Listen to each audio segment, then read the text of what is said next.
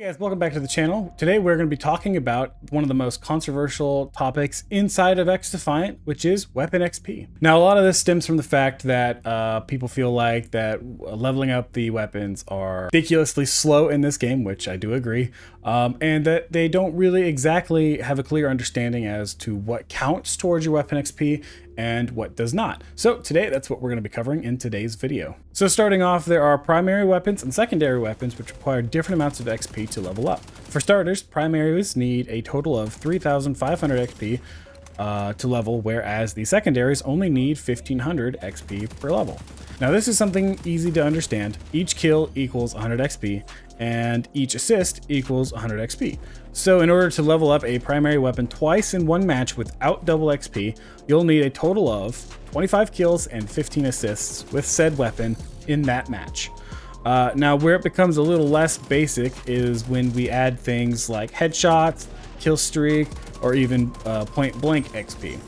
Because those do not count towards your weapon. However, offensive kills, which is when you kill somebody on an objective like hardpoint or a flag on domination, or off the escort drone in the escort mode, do count towards your weapon XP. So it's very straightforward. Get kills with said weapon and get XP for it. Using things like EMPs, character abilities, capturing a neutral flag, and domination won't give you XP for said weapon that you're using. This is where I think the issue right now stands for objective modes, because as of right now, at least until season 1, there are no modes that are not objective based.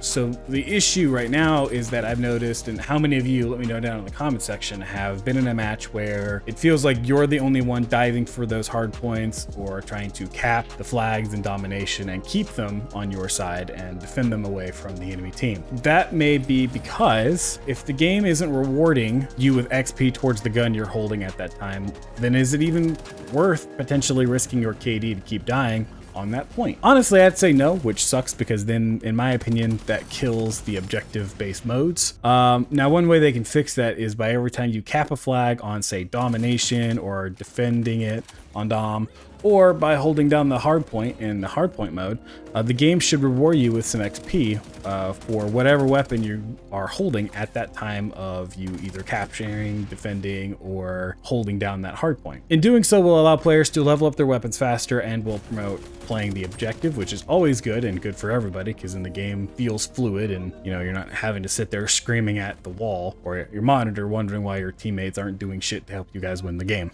However, we most likely won't see this change until season 1 because of the fact that the only real progression in this game at the moment is leveling up weapons for the bronze, silver, and gold camos, which would mean that people would finish it faster and have nothing left to grind for, which would then put them in the same position as how many COD fans feel, which is bored as fuck. Because in COD, realistically, the only progression in that game is the camo challenges for the mastery camos, and that's practically it. So hopefully this will get changed so that it doesn't feel like forever and a day to max out your weapons, because I do feel that if it stays the way it is, it'll make people feel burnt out and cause people to move on to a different game. Now, I'm not saying to make it stupidly easy, where you just, cough in a general direction and get like, say, 5,000 XP for each kill you get. That's just stupid. But I do feel that it needs to be enough to give people, it needs to be easy enough that it'll give people things to work towards without feeling like they're burnt out. Like a saying that I always say, and that I agree with, which is, a game should make you want to waste your time, not waste your time.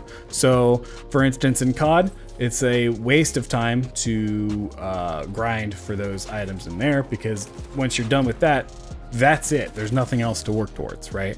And the game can feel pretty like a chore, right? Like you're doing a chore. Whereas some other games, like some of the older COD games, there were a lot of things to do, a lot of things to grind for, a lot of things that you could earn mid-game, and it didn't feel like a chore. It felt like it was something that you wanted to do, something that you felt like you wanted to get on every day and keep playing. Right now, Xdefiant does have that. It makes people want to get on the game.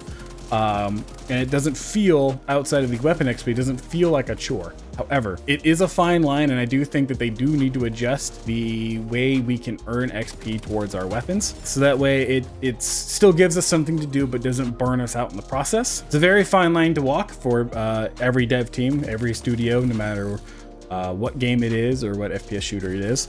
But, you know, with the dev team working on this game, and especially with Mark Rubin, who has been very transparent with the community from day one, do feel that this will be something that they can achieve with ease. But with that being said, I hope you guys enjoyed today's video. If you did, make sure to smash that like button. If you guys are new to the channel, consider subscribing.